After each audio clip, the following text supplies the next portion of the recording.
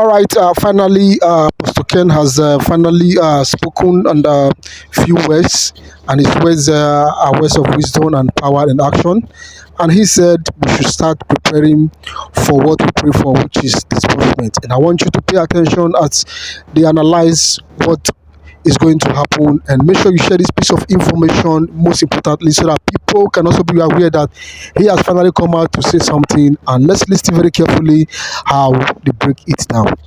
There was a message, just like possibly if you could see from your screen, that the county director dropped this morning, who has that's on the WhatsApp, and I guess maybe from his status or something. And what it says there, as you could read, is start making room for what you prayed for, because it is coming.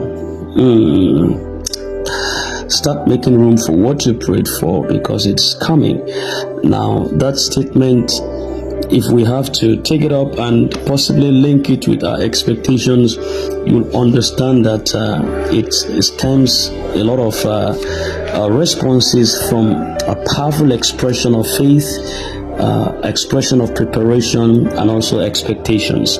And this statement also serves as both a prophetic declaration and a call to action for beneficiaries of the long anticipated UAAG Sanctuary Wealth Grant disbursement. So we know that the disbursement is well anticipated, and this statement cannot just be swept under the carpet. We could attach some level of importance and significance to it, especially for those who are in optimum expectation for that. For those who are not in expectation, actually they could just sweep it off, but we are in expectation, and that drop of message is like an ocean of meaning. Start making room for what you prayed for, because it is coming. It definitely underscores the importance of aligning your mindset and actions with the belief system that the fulfillment of the grant is really imminent. It's just at the door. We've been crying, at different times for the county director's broadcast, and let's hope that this drop of words with an ocean of meaning is actually heading to something. And we know that there is faith in fulfillment. That particular phrase, if we have to pieces it down into different halves, it reflects some confidence that the disbursement is no longer a matter of if, but when. And that when is when we are expecting to hear when the disbursement is going to happen. That should reassure every recipient that their prayers and hopes are being answered. And it's also emphasizing that the grant is not delayed indefinitely as it appears to be, but it's on the horizon. Yes, it's not delayed indefinitely as some people count delay precisely. So we could also see that that preparation is an act of faith. It's a directive to start making room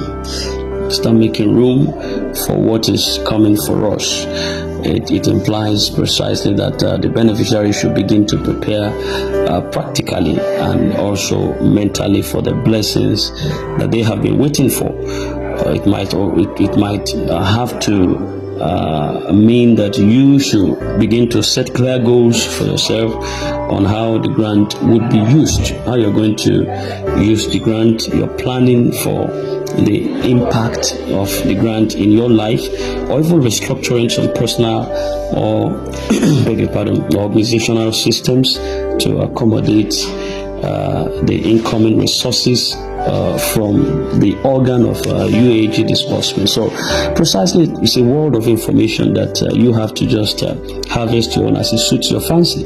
And I want to believe also that a shift in mindset can begin to happen based on that statement. The statement encourages a transition from a state of waiting to a state of readiness. It will move recipient right now from passivity into anticipation of active engagement, and that will definitely foster your sense of urgency to prepare for what lies ahead of you. I'm positive about that. I'm so positive. I'm optimistic that that statement is not just being said to be dropped just like that at a time like this, when people are in expectation and every fiber of hair on their body is alive, is alive. So I wouldn't want to just believe that he dropped that statement to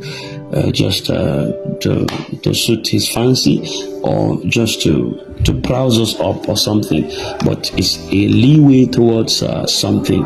So it's a way to make room and prepare your house for what is coming. For those who have grown so weary due to the long time of delays, this message should serve to you as a hope. Beg your pardon. Should serve to you as a hope and a reminder also that persistency in prayers and faith can never be in vain. It can never be in vain. It should reignite a sense of purpose and expectation in your life as a person, as a father, as a mother, as parents, and as guardians. It should foster a measure of hope and rejuvenation in your life. Also, when we talk about the financial planning implication of this, is a way to ensure that you plan towards what is coming financially. You can start to outline how they will allocate and manage the funds. You precisely, both you, your family members, and everyone that is leaning on you, try as much as possible to see how you can start to outline how you allocate and manage the funds within your jurisdiction, and also prepare to handle some increased responsibilities or expanded opportunities when they come. So reflect on the responsibility that comes with receiving such a blessing, because it's going to be massive, definitely. So you should try as much as possible to ensure that you utilize the fund effectively. Why do we preach this oftentimes? It is because we don't prepare for battle when it comes. We prepare for battles before it ever appears. We don't prepare for opportunities when it comes. We prepare for opportunities before it comes. You understand what I'm saying? Before it comes. So when this fund lands, if you don't prepare for it before it lands, by the time it lands, you will spend it lavishly. You will squander it. Why? Because opportunity did not meet preparation. So, but it's important and so valid that you prepare, know what you want to use the fund for before it arrives. Have it at the back of your mind that these are the projects, the investment you are launching into just before it comes. You will remember this time, you will remember this message by the time the fund finally lands, that, oh, they said it, and you prepared for it, and that's why it worked for you.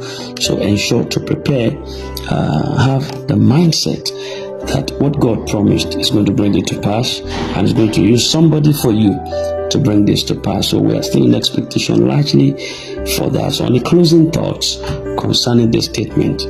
The statement is actually challenging. I want to believe it's challenging every recipient to not only hold on to the faith, but to act as though the promise has already been fulfilled. And by making room, you are demonstrating your readiness to embrace and steward the blessing with gratitude and also diligence. I want to believe that with this mindset in sight, you will not lose out of this promise. It's going to be a massive demonstration of the grace of God and the fulfillment of His promises. So, in one word, if we are to quote that again, it says, start making room for what you prayed for, because it is coming. You could see there is the country director, his name that is there. He was the one that sent this message. And believe for what is coming would be yours, and it's going to be massive. Thank you. This is Concise channel. In case you don't know, maybe you just jammed this video for the first time.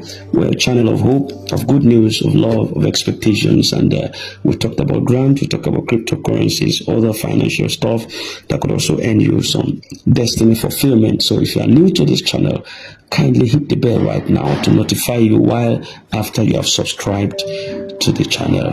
It's going to help you in a great deal to keep up with the updates that will keep up onwardly on this channel. Thank you once again, and I wish you a very nice day ahead of you. God bless you. All right, and before we finally go, we want to take this from Elder Shola Josiah, also known as Mr. Shalom.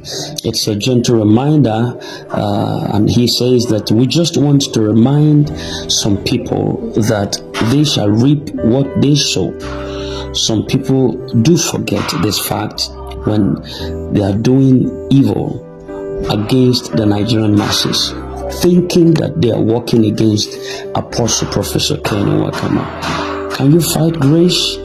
A man of God was preaching this week, and he said a grain of corn can feed a family. That is after it has entered the ground and come out yielding multiple grains of corn. That is the law of sowing and reaping. When we say you shall reap what you sow, we don't mean the exact evil you did, but the resultant effect of what you did after it has been processed by the heavens. They hand over to you the produce from your farm. Prayer, fasting, charm, juju, deity, sacrifices, etc. cannot prevent you from reaping what you sowed. You shall reap what you sow.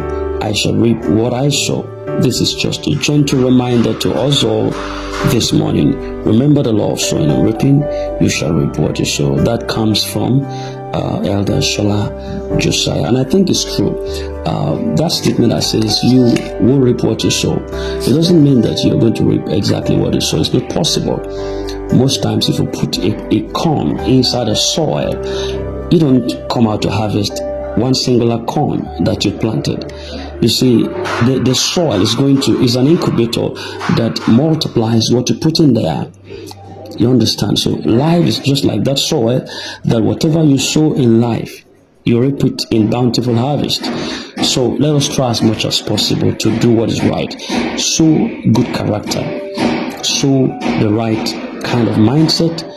Sow the right kind of seeds. And you can't be in the harvest anytime you eat your seed. The seed is the viable deal that you put in the ground. And once it enters the ground, it comes out better than it went there. That is why there is a difference between bearing and planting. The Bible says that those that be planted in the house of our God, they shall flourish in the courts of our God. You see, so those that be planted, when you bury something, you get rid of it.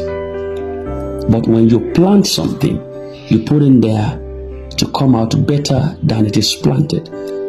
So I want to see you planted this year so that you can reap the abundance of good news and good favor, goodnesses and mercies.